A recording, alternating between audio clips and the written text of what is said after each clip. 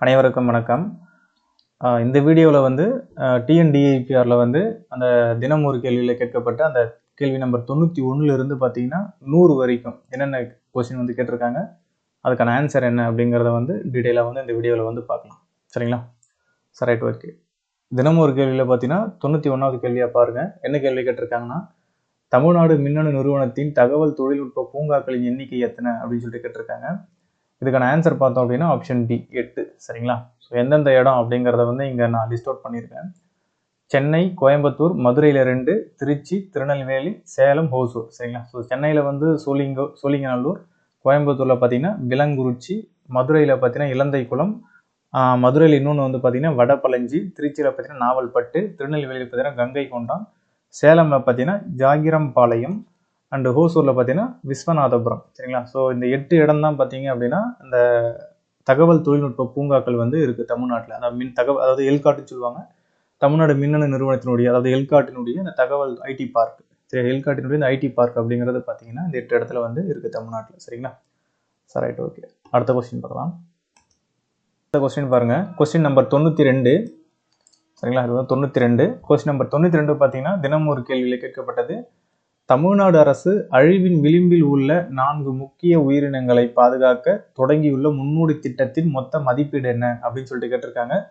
இதுக்கான ஆன்சர் என்னன்னு பார்த்தோம்னா ஆப்ஷன் டி 1 கோடி ரூபாய் வந்து ஒதுக்கியிருக்காங்க. அதாவது தமிழ்நாட்டில் பார்த்தீங்கன்னா அழிவினுடைய விளிம்பில் இருக்கக்கூடிய ஒரு 4 முக்கியமான உயிரினங்களை வந்து பாதுகாக்கணும் அப்படின்னு சொல்லிட்டு 1 கோடி வந்து நிதி ஒதுக்கியிருக்காங்க. அது எந்தெந்த உயிரினங்கள் அப்படின்னு சொல்லிட்டு பார்த்தோம்னா சிங்கவால் குரங்கு 1, சென்னை முள்ளெலி 1, வரி கழுதை புலி 1, அதுக்கப்புறம் கூம்பு தலை மசீர் மீன். சரிங்களா? ஸோ இந்த 4 உயிரினங்களையும் வந்து பாதுகாக்கணும் அப்படின்னு சொல்லிட்டு 1 கோடி ரூபாய் பார்த்தீங்க அப்படின்னா நிதியை வந்து ஒதுக்கியிருக்காங்க. சரிங்களா? ஸோ இதுதான் வந்து ஆன்சர். ஆப்ஷன் டி வந்து 1 கோடி அப்படிங்கிறதான் பார்த்தீங்கன்னா இந்த கொஸ்டினுக்கான ஆன்சர். அடுத்த கொஸ்டின் பார்க்கலாம். கொஸ்டின் நம்பர் 93 பாருங்க. இந்தியாவில் ஏற்றுமதி செய்யப்படும் மொத்த தானியங்கி வாகனங்களில் தமிழ்நாட்டின் பங்கு சதவிகிதம் என்ன அப்படின்னு சொல்லிட்டு கேட்டிருக்காங்க. இதுக்கான ஆன்சர் என்னன்னா ஆப்ஷன் டி 40%. சரிங்களா? இது தமிழ்நாடு அரசினுடைய அந்த செய்தி குறிப்பில் வந்து சொல்லியிருக்காங்க. ஆக்சுவலாக வந்து பார்த்தீங்கன்னா நம்ம தமிழ்நாட்டுடைய முதலமைச்சர் வந்து திரு மு.க. ஸ்டாலின் அவர்கள் பார்த்தீங்கன்னா இந்த சென்னை வர்த்தக மையத்தில் பார்த்தீங்கன்னா ஏரோ டெஃப்கான் 2025 அப்படின்னு சொல்லிட்டு ஒரு சர்வதேச மாநாடு நடந்திருக்கும். அதை தொடங்கி வச்சு அதில் ஒரு உரையாற்றியிருப்பாரு. அதை செய்தி குறிப்பாக வந்து வெளியிட்டிருப்பாங்க. சரிங்களா? ப்ரெஸ் ரிலீஸாக வெளியிட்டிருப்பாங்க. அதில் வந்து குறிப்பிட்டிருப்பாங்க. சரிங்களா? அதாவது ஏற்றுமதி செய்யக்கூடிய மொத்த தானியங்கி வாகனங்களில் தமிழ்நாட்டினுடைய ஷேர் மட்டும் பார்த்தீங்கன்னா 40 விழுக்காடு அப்படின்னு சொல்லிட்டு அந்த செய்தி குறிப்பில் ப்ரெஸ் ரிலீஸில் பார்த்தீங்கன்னா குறிப்பிட்டிருப்பாங்க. அதை தான் இங்கே வந்து தினம் ஒரு கேள்வியில் வந்து கேள்வியாக வந்து கேட்டிருப்பாங்க. சரிங்களா? சப்போ இந்தியாவில் ஏற்றுமதி செய்யப்படும் மொத்த தானியங்கி வாகனங்களில் தமிழ்நாட்டின் பங்கு சதவிகிதம் எவ்வளவு அப்படின்னா 40% அப்படிங்கிறது இதுக்கான ஆன்சர். அடுத்த கொஸ்டின் பார்க்கலாம். தினம் ஒரு கேள்வியில் கேட்கப்பட்ட 94வது கொஸ்டின் பாருங்க.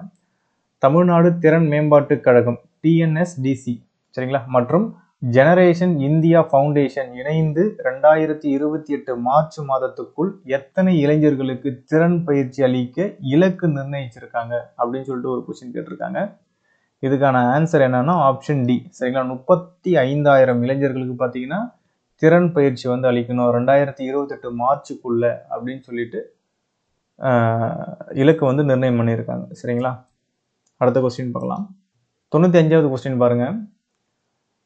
மாண்புமிகு முதலமைச்சர் திரு மு.க. ஸ்டாலின் அவர்களால் 10.10 கிலோமீட்டர் நீளம் கொண்ட தமிழகத்தின் மிக நீளமான மேம்பாலம் எந்த மாவட்டத்தில் திறந்து வைக்கப்பட்டுள்ளதுன்னு கேட்டிருக்காங்க. சரிங்களா? இது ரீசெண்டாக இப்போ நம்ம தமிழ்நாட்டுடைய முதலமைச்சர் வந்து திறந்து வச்சிருப்பாங்க. எந்த மாவட்டத்தில்னு பார்த்தீங்க அப்படின்னா கோயம்புத்தூர்ல எக்ஸாக்டாக எங்கே இருந்து எங்கே அப்படின்னு சொல்லிட்டு பார்த்தீங்கன்னா கோல்டு வின்ஸ்ல இருந்து உப்பிலிப்பாளையம் வரைக்கும் கிட்டத்தட்ட பார்த்தீங்கன்னா 10.10 கிலோமீட்டர் நீளம். சரிங்களா? இதுதான் வந்து தமிழ்நாட்டினுடைய மிக நீளமான மேம்பாலம் அப்படின்னு வந்து சொல்லப்படுது. இந்த மேம்பாலத்துக்கு என்ன பேர் வந்து சூட்டியிருப்பாங்க அப்படின்னா ஜிடி நாயுடு மேம்பாலம் அப்படின்னு சொல்லிட்டு சூட்டியிருப்பாங்க. சரிங்களா? எங்கன்னா கோயம்புத்தூர்ல. சரிங்களா? மறந்துடக்கூடாது. தமிழ்நாட்டினுடைய மிக நீளமான மேம்பாலம் எங்க இருக்குன்னா கோயம்புத்தூர்ல இருக்கு. ஞாபகம் வச்சுக்கோங்க. சரி, ரைட், ஓகே. அடுத்த கொஸ்டின் பார்க்கலாம். 96வது கொஸ்டின் பாருங்க. தமிழ்நாட்டின் 4வது உயிரியல் பாரம்பரிய தலமாக அறிவிக்கப்பட்ட நாகமலை குன்று எந்த மாவட்டத்தில் உள்ளதுன்னு கேட்குறாங்க. இதுக்கான ஆன்சர் என்ன அப்படின்னா ஈரோடு மாவட்டம் தான். சரிங்களா? ஆப்ஷன் பி தான் வந்து இதற்கான ஆன்சர் வந்து. சரிங்களா?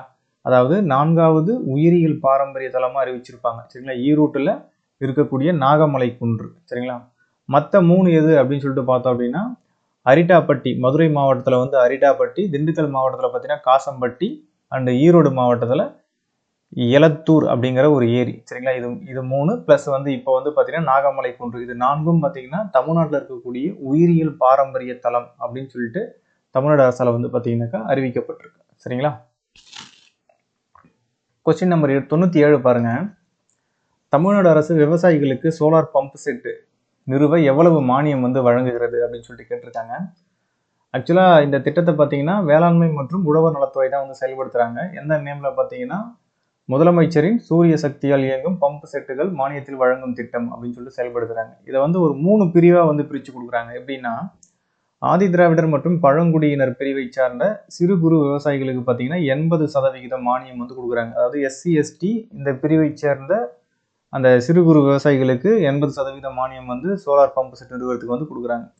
இதுவே பொது பிரிவை சார்ந்த அந்த சிறு குறு விவசாயிகள் இருப்பாங்கல்ல, அவர்களுக்கு பிளஸ் ஆதி திராவிடர் மற்றும் பழங்குடியினர் பிரிவை சார்ந்த அந்த இதர விவசாயிகள் இருப்பாங்க, அவர்களுக்கு பார்த்தீங்கன்னா 70% அப்படின்னு சொல்லிட்டு மானியம் வந்து கொடுக்குறாங்க. இதர விவசாயிகளுக்கு பார்த்தீங்கன்னா 60% அப்படின்னு சொல்லிட்டு மானியம் வந்து கொடுக்குறாங்க. ஸோ இதுக்கான ஆன்சர் என்ன அப்படின்னு சொல்லிட்டு பார்த்தோம் அப்படின்னா 2 ஆன்சர் வரலாம். ஒன்று 60% இல்லை 70% வரலாம். இதுல தமிழ்நாடு அரசு விவசாயிகளுக்கு சோலார் பம்ப் செட் நிறுவ எவ்வளவு மானியம் வழங்குகிறது அப்படின்னு சொல்லிட்டு கேட்டிருக்காங்க. காமனா கேட்டிருக்காங்க. ஸோ ஆதி திராவிடர் பழங்குடியினர் அப்படின்னு சொல்லிட்டு கேட்காம காமனா கேட்டிருக்கிறதுனால நம்ம இதுக்கான ஆன்சர் வந்து பார்த்தீங்கன்னா ஆப்ஷன் டி 70 அப்படின்னு வந்து சொல்லலாம். சரிங்களா சார், ரைட், ஓகே.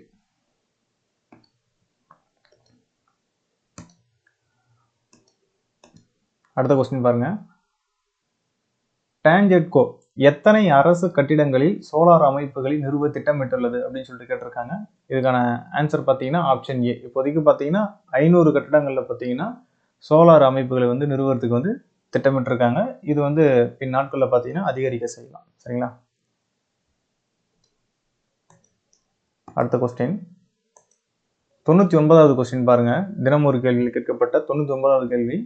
2024-25 ஆண்டில் இந்திய அளவில் $14.6 பில்லியன் மதிப்புடைய மின்னணு பொருட்களை ஏற்றுமதி செய்து முதலிடத்தில் உள்ள மாநிலம் எது அப்படின்னு சொல்லிட்டு பார்த்தோம்னா ஆப்ஷன் வந்து பார்த்தீங்கன்னா டி, தமிழ்நாடு தான். சரிங்களா, கிட்டத்தட்ட பார்த்தீங்கன்னா அதாவது 41.23% இந்திய அளவில் 41.23% பார்த்தீங்கன்னா மின்னணு பொருட்களை வந்து ஏற்றுமதி செஞ்சிருக்கு தமிழ்நாடு.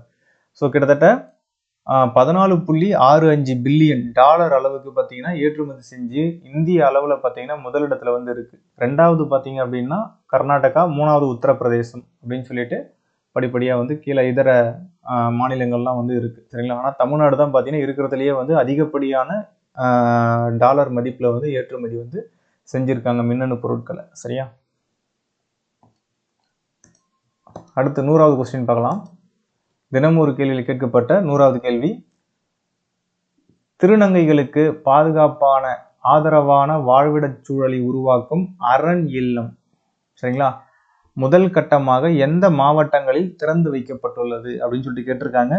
இதற்கான ஆன்சர் பார்த்தீங்கன்னா ஆப்ஷன் சி, சென்னை மற்றும் மதுரை தான். சரிங்களா, ஆக்சுவலாக வந்து சென்னையில் சென்னை நகர்லையும் மதுரையில் பார்த்தீங்கன்னா அண்ணா நகர்லையும் வந்து தொடங்கியிருப்பாங்க. சரிங்களா, சென்னையில் சென்னை நகர், மதுரையில் பார்த்தீங்கன்னா அண்ணா நகர் அப்படிங்கிற இந்த 2 இடங்கள்ல பார்த்தீங்கன்னா அரண் இல்லம் அப்படின்னு சொல்லி தொடங்கியிருப்பாங்க.